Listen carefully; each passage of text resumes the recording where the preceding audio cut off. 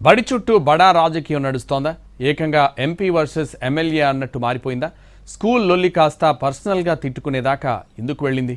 అసలు ఏ స్కూల్ కోసం ఇద్దరు ముఖ్య నేతలు పొలిటికల్ హీట్ పెంచుతున్నారు? ఏంటా కథ?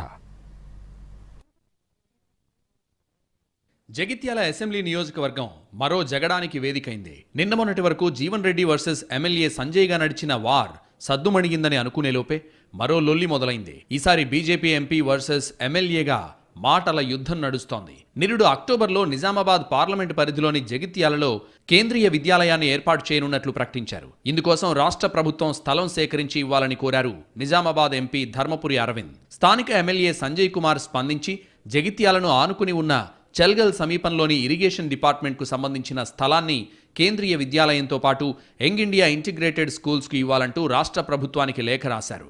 ఈ క్రమంలో విద్యా సంవత్సరం సమీపిస్తోంది. స్థలం ఎప్పుడిస్తారంటూ ఎంపీ అరవింద్ పలుమార్లు ప్రెస్ మీట్ పెట్టి ఎమ్మెల్యేను టార్గెట్ చేశారు.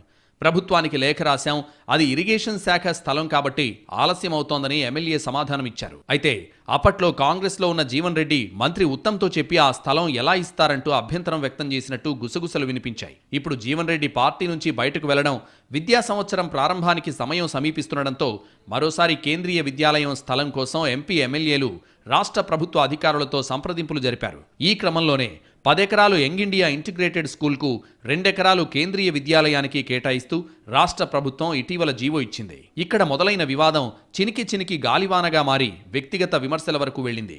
చెల్గల్లో ఉన్న స్థలం ఇరిగేషన్ శాఖది కాబట్టి వారు ఎన్ఓసి ఇస్తేనే ప్రభుత్వం స్వాధీనం చేసుకుని జీవో ఇచ్చే అవకాశాలుంటాయి. అందుకే ఆలస్యమైందని, ఇప్పుడు కేటాయింపులు జరిగాక గొడవ దేనికని అన్నారు ఎమ్మెల్యే సంజయ్. దానికి ఎంపీ అరవింద్ తీవ్రస్థాయిలో ఫైర్ అయ్యారు. కేంద్రీయ విద్యాలయం స్థాపించాలంటే కనీసం 5 ఎకరాల స్థలం అవసరం. భూమి ఉన్నప్పటికీ 2 ఎకరాలే ఎలా కేటాయిస్తారంటూ ఓ రేంజ్లో ధ్వజమెత్తారు. అందుకు ఎమ్మెల్యే స్పందిస్తూ చెల్గల్లో కాకుండా నర్సింగాపూర్ డబుల్ బెడ్రూమ్ ఇళ్ల సమీపంలో 6 ఎకరాల ప్రభుత్వ భూమి ఉంది, అది కేటాయిస్తామని అన్నారు. సమస్య పరిష్కారమైందని అనుకుంటున్న టైంలో ఎంపీ అరవింద్ మరో బాంబు పేల్చారు. నర్సింగాపూర్ స్థలం స్కూల్కు అనువుగా లేదని, ఆ స్థలం వద్దే వద్దు, చెల్గల్లోనే 5 ఎకరాలు కావాలనడంతో మ్యాటర్ మళ్లీ మొదటికొచ్చింది. రాష్ట్ర ప్రభుత్వం ఏర్పాటు చేసే యంగ్ ఇండియా స్కూల్కు 10 ఎకరాలు ఇస్తారు, కేంద్రం ఏర్పాటు చేసే కేవీకి 2 ఎకరాలే ఇస్తారా అంటూ పనిలో పనిగా ఇరిగేషన్ మంత్రి ఉత్తమ్ మూర్ఖుడు అంటూ తీవ్రస్థాయిలో విమర్శలు చేశారు. ఎమ్మెల్యే కావాలని కేంద్రీయ విద్యాలయానికి అడ్డంకులు సృష్టిస్తున్నారని, ఆయన్ని ఓడించి నగ్నంగా బజార్లో నిలబెడతానంటూ నిప్పులు చెరిగారు. దాంతో ఎమ్మెల్యే కూడా సీరియస్ అయ్యారు.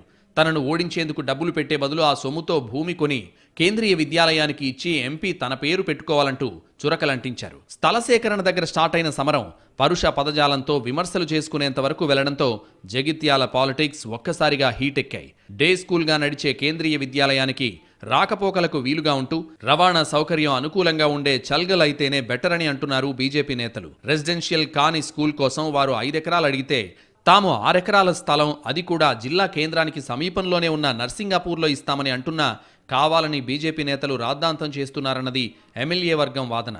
ఇంతకాలం జీవన్ రెడ్డి వర్సెస్ సంజయ్ అన్నట్టుగా సాగిన పొలిటికల్ వార్ కేంద్రీయ విద్యాలయం పుణ్యమా అని ఎంపీ వర్సెస్ ఎమ్మెల్యేగా మారింది. మరోవైపు ఇద్దరు నేతలు కొట్టుకోకుండా జగిత్యాల జిల్లా ప్రజలకు ఉపయోగపడే కేంద్రీయ విద్యాలయాన్ని ఈ విద్యా సంవత్సరం నుంచే ఏర్పాటు చేయాలని కోరుతున్నారు ప్రజలు.